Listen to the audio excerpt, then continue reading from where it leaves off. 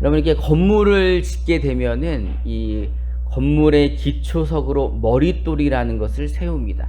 머릿돌을 보신 적 있으십니까? 제가 못 보셨을까 봐 한번 준비를 해봤습니다. 이 머릿돌은 이렇게 특별한 돌로 이렇게 많이 사용하기도 하고, 또 이렇게 이 코너에 모퉁이에 이렇게 딱 집어넣어서 이 건물의 이름은 무엇인지, 또 준공일자는 언제이고 누가 만들었으며 그것들을 기록하게 되어 있습니다. 그리고 이제 모퉁이에 있는 머릿돌이 건축의 중심이 돼서 이 머릿돌과 모든 건물이 이제 긴밀한 연관을 가지고 있게 됩니다. 예수님은 자신을 이 모퉁이의 머릿돌이라고 소개를 하신 적이 있습니다. 우리 마태복음 21장 42절을 개역 개정으로 한번 읽어봅시다. 시작. 예수께서 이르시되 너희가 성경에 건축가들이 버린 돌이 모퉁이의 머릿돌이 되었나니 이것을 주로 아니하는 것이요 의인의 이야기보다 멀리로 믿으려니와. 아멘. 그런데 예수님이 말씀하신 이 모퉁이의 머릿돌은 원래 건축가들이 버린 돌이라는 거죠. 이 건축하는 사람들은 건축의 전문가입니까? 아니면 비전문가입니까? 전문가죠. 전문가들이 이 돌을 버렸어요. 왜 버렸을까요? 예? 왜 못 쓴다고 생각했을까요? 마음에 안 드는 거지, 마음이. 이 돌은 마음에 안 드는 거예요. 그래서 안 쓰는 게 누구 마음이에요? 건축가들의 마음이겠지만, 이 건축가들이 버린 돌을 이 모퉁이의 머릿돌로 사용하였다라는 것은 또 사실 그 돌이 그만큼의 가치가 있고 또 어떤 건축가에게는 중요한 돌이었다는 거죠. 사실 예수님은 유대인들의 머릿돌이십니다. 유대인들이 기다리던 메시아가 바로 예수님인 거죠. 이 유대인들이 얼마나 메시아를 기다렸습니까? 다윗 이후로부터는 그냥 이렇게 마땅한 왕들이 나타나지 않았고, 남유다와 북이스라엘로 나누어지면서 많은 침략을 당하고 또 그렇게 식민지 생활을 해오면서 다윗과 같은 메시아가 다윗의 가문을 통해서 나타나길 바라는 거죠. 여러분, 다윗은 어떤 사람입니까? 다윗은 잘생겼을까요? 못생겼을까요? 안 봐서 모르겠어요. 그 왜 당시 그 이스라엘의 그 유행가가 있었잖아요. 사울은 천천, 다윗은 만만. 그럴 정도로 인기의 중심에 있는 인기남입니다. 그리고 또 리더십도 있어서 다윗을 따르는 사람들도 많이 있었고, 또 다윗은 뭘 잘할까요? 싸움도 잘하고, 또 악기도 잘 다루고, 노래도 잘하고, 뭘도 잘해요? 춤도 잘 추잖아요. 왜 바지 흘러내려갈 정도로 막 춤도 추고, 또 성품도 좋고 여러 가지로 인기가 있는 사람이었죠. 그러니까 그런 훌륭한 메시아가 오기를 바라고 있었죠. 그런데 이제 그 당시 예수님이 오실 당시만 해도 로마의 식민지로 있었기에 더욱 그 메시아가 간절했던 거죠. 근데 이렇게 기다리고 사모하던 메시아가 드디어 나타나게 됩니다. 근데 그런 메시아가 나타났는데 왜 그들은 그 메시아를 건축가들이 버린 돌처럼 버렸을까요? 왜 버렸을까요? 어디에 안 들어? 마음에 안 드는 거예요. 마음에 안 들어. 마음에 안 드니까 그냥 내가 버리는데 무슨 상관이야, 이렇게 생각할 수가 있겠죠. 얼마나 마음에 안 들었는지, 왜 마음에 안 드는지 우리 이사야 53장 2절부터 3절을 우리말 성경으로 한번 읽어봅시다. 시작.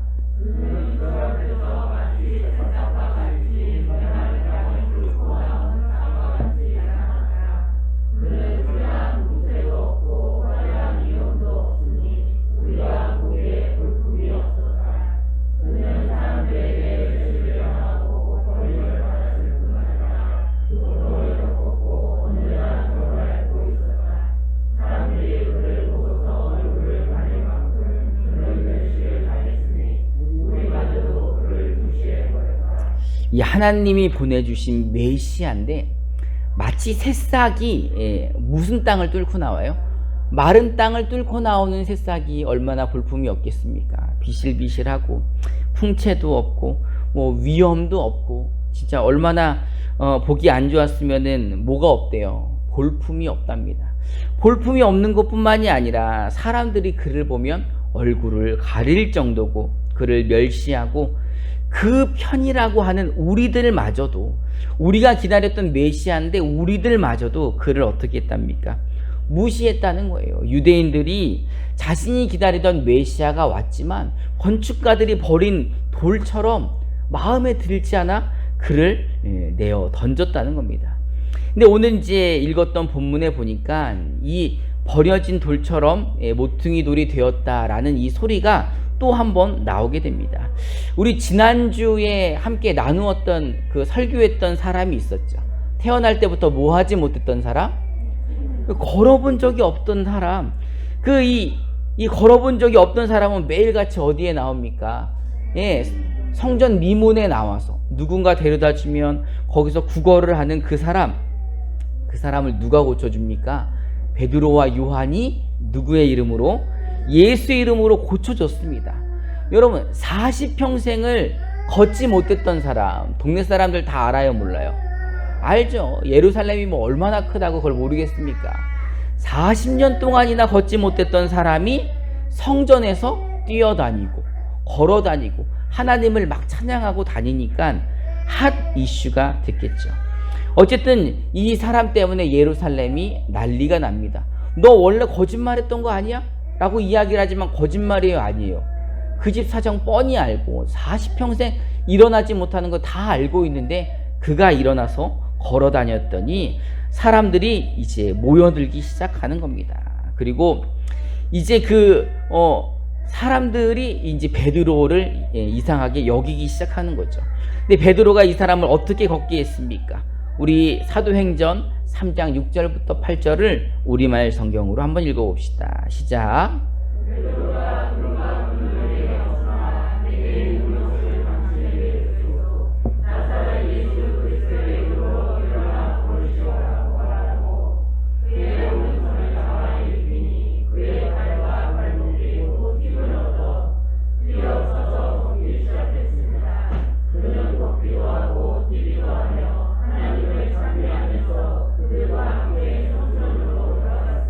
아멘. 여러분들은 이 사실이 믿어집니까?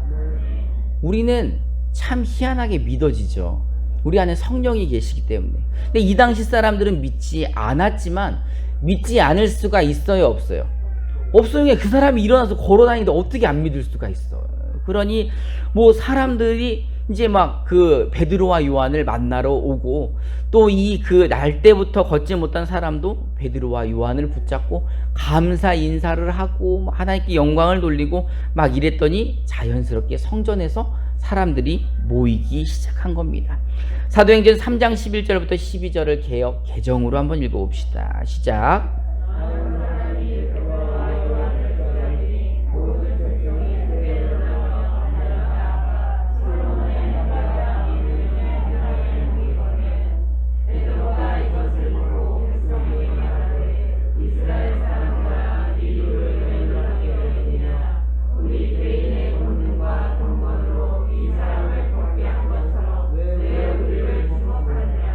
뭐 주목을 안 받을 수가 없겠죠. 베드로가 이 사람을 걷게 했으니까.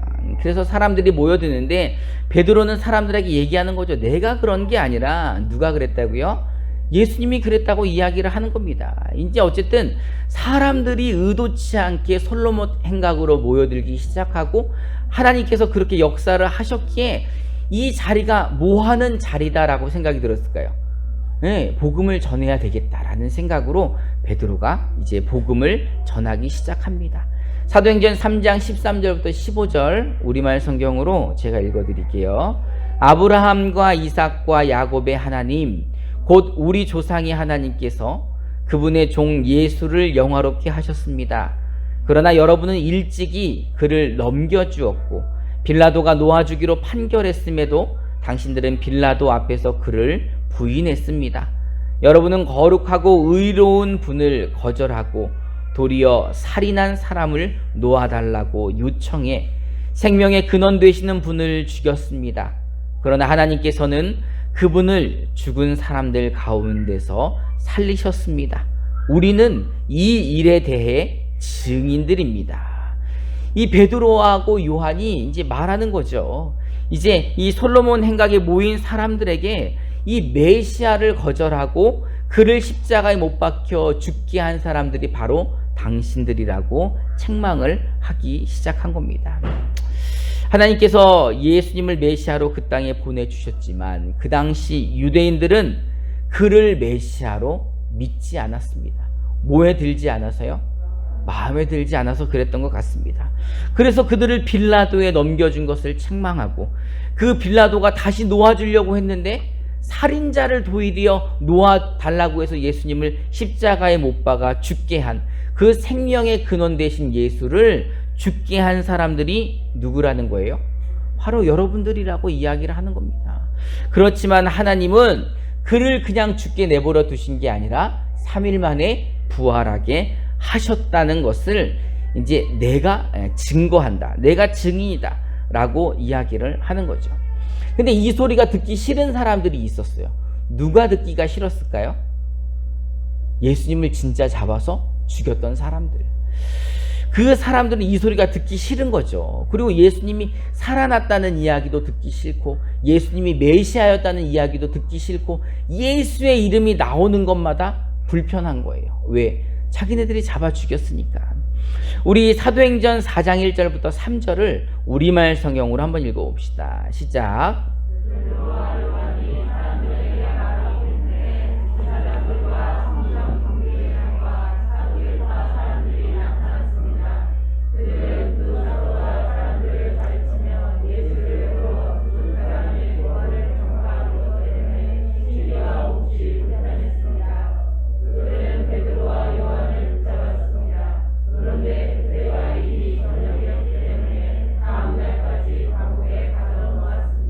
예수님을 직접 모함했던 사람들, 제사장들, 대제사장, 성전 직원, 사두개인들, 이런 사람들은 다 누구예요? 정권을 붙잡고 있는 사람들이 자기들의 공회에 의해서 십자가에 못 박혀 죽게 한 예수님을 다시 끄집어내서 예수님이 살았느니, 예수님의 이름으로 이런 능력이 나타났느니, 내가 증인이니 하는 이런 것들이 듣기 싫으니까 그를 붙잡아다가 감옥에 가두었습니다.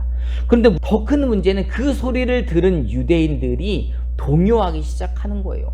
아, 진짜 그분이 메시아였나 보다. 왜냐하면 당시에 예수님의 소문이 이스라엘 전체에 어땠습니까? 허다하게 퍼지고 예수님이 죽은 사람까지 살리신 일을 모르는 사람들이 없었기 때문에 그 말을 듣는 사람들, 베드로의 복음을 듣는 사람들이 주께로 돌아오기 시작했다는 겁니다. 사도행전 4장 4절을 우리말 성경으로 한번 읽어봅시다. 시작.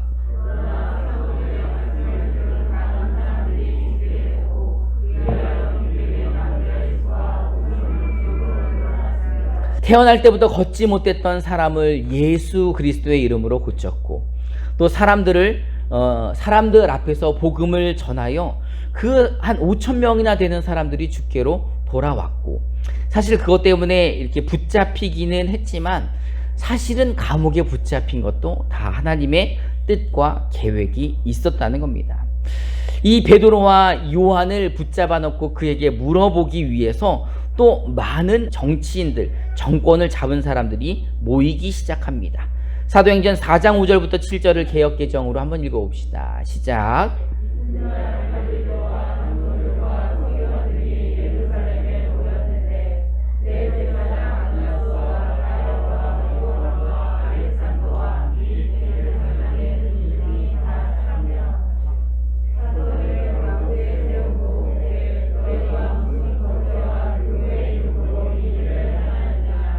베드로와 요한의 이 이야기를 듣기 위해서 많은 사람들이 왔죠. 대제사장 가문 전체가 왔습니다. 그에게 꼭 질문하고 싶은 게 있는 거죠. 도대체 네가 무슨 권세로 이런 일을 하느냐? 너 도대체 누구의 이름으로 일을 행하느냐라고 이야기를 합니다. 사실은 예수님이 붙잡히던 그날 밤에 베드로는 몇 번이나 배신을 합니까? 3번이나 배신을 했잖아요. 그것도 뭐 거기서 신문을 받은 게 아니라 그냥 계집종이 너 혹시 예수님이랑 같이 다니는 사람 아니야? 라는 소리에 쫄아가지고 거짓말하고 배신하고 그렇게 3번씩이나 했었었는데 어떻게 보면 예수님이 이런 베드로에게 다시 기회를 주시는 것 같습니다. 그래서 이들이 다 모인 자리에서 베드로가 뼈 때리는 이야기를 하게 됩니다. 사도행전 4장 8절부터 10절을 우리말 성경으로 한번 읽어봅시다. 시작.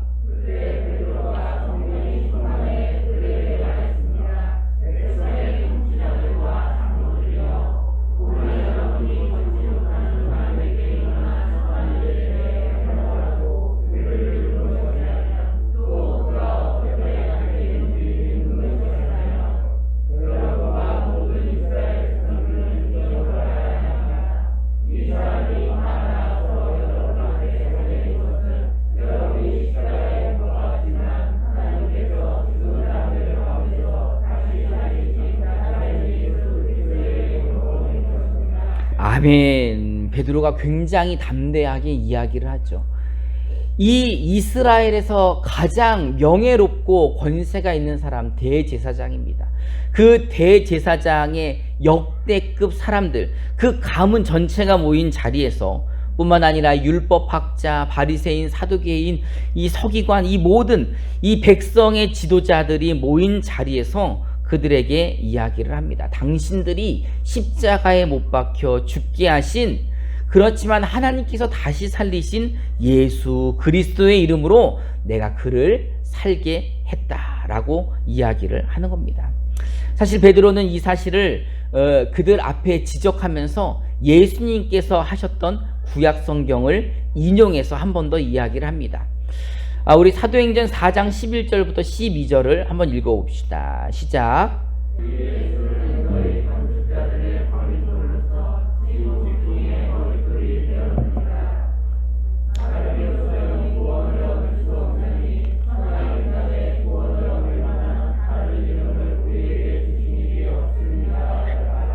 아멘. 여러분, 유대인의 메시아는 누구입니까? 예수님이죠. 근데 누가 인정하지 않았습니까? 유대인들이 인정하지 않았습니다. 그들이 건축가들이었지만, 그들은 전문가였지만 성경을 그들보다 잘하는 사람들이 없었죠. 율법학자고 율법을 연구하는 사람들이어서 예수님이 메시아라는 것을 모르지 않았을 겁니다. 당시 예수님이 행했던 것들이 죽은 사람 살리고 안진뱅이 일으키고 이런 것들은 일도 아니잖아요. 어마어마한 사람들이 예수님을 따라다녔고 기적과 이적을 한두 명이 본 게 아닌데, 그 예수님을 그냥 버린 돌처럼 팽겨쳐버리고 다른 메시아를 아직까지 기다리고 있다는 것입니다. 사실은 그들에게는 안타까운 일이지만 그 일로 인해서 누가 예수를 믿게 됩니까? 우리가 예수를 믿게 되잖아요. 우리는 원래 선택받은 백성들이 아니잖아요. 우리는 선민이 아니잖아요. 선민이 누구예요? 이스라엘 사람들이 선민이잖아요. 하나님께서 아브라함을 선택하시고 그들의 후손들을 하나님의 선택한 백성으로 만드시고 아직도 그들과 함께 하시지만, 이들이 메시아를 받지 않았기 때문에 그 메시아가 이방인들의 메시아가 된 것입니다. 바로 우리들의 모퉁이의 머릿돌이 되어주신 겁니다. 하나님은 구원을 위해 다른 이름을 주신 적이 없습니다. 우리가 구원받기 위해선 오직 누구의 이름만을 불러야 합니까? 예수 그리스도의 이름만을 불러야 하는 것입니다. 여러분들은 예수 그리스도의 이름을 믿으십니까? 사실은 예수님의 이름을 믿기 때문에 우리가 하나님을 누구라고 고백하는 거죠? 아무나 하나님을 아버지라 고백할 수가 없는 거예요. 여러분, 하나님이 누구십니까? 천지 만물을 창조하신 세상의 주인이신 거죠.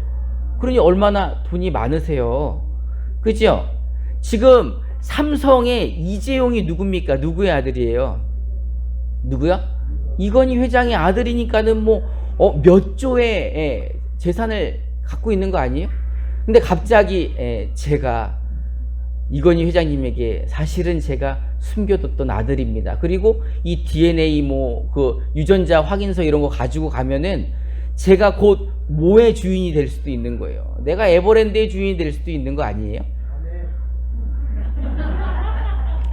박수까지 칠 일은 아닌 것 같아요.